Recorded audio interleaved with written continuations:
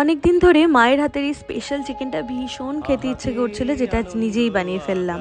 প্রথমে কাজু আর কিশমিশ জলে ভিজিয়ে রেখেছিলাম, আর পেঁয়াজ কুচি, টমেটো কুচি, আদা, রসুন, লঙ্কা লাগবে।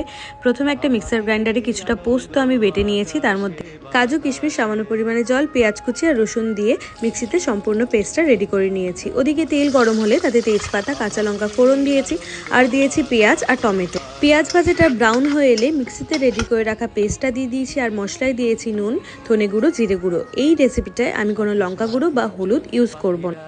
আর হ্যাঁ, সামান্য পরিমাণে আদা বাটাও দিয়েছিলাম। এরপরে মিক্সিতে করে রাখা পেস্টটার জলটা দিয়ে আর কিছুটা চেরা কাঁচা লঙ্কা দিয়ে ভালো মতো একটা গ্রেভি রেডি করে নিয়েছি। গ্রেভিটা ঠিক হয়ে এলে তাতে ধোয়া চিকেনটা দিয়ে দিয়েছি। এরপরে ঢাকা দিয়ে আমরা অনেকক্ষণ ধরে চিকেনটা কষাবো। কষতে কষতে জল বেরিয়ে এলেই সেই জলেই কিন্তু চিকেনটা সেদ্ধ হয়ে যাবে। আর এটা আমি সার্ভ করেছিলাম লুচি দিয়ে, লুচি, পরোটা বা রুটি দিয়ে। এটা কিন্তু একদম পারফেক্ট লাগবে খেতে। আর এইভাবে ট্রায়াঙ্গেল শেপে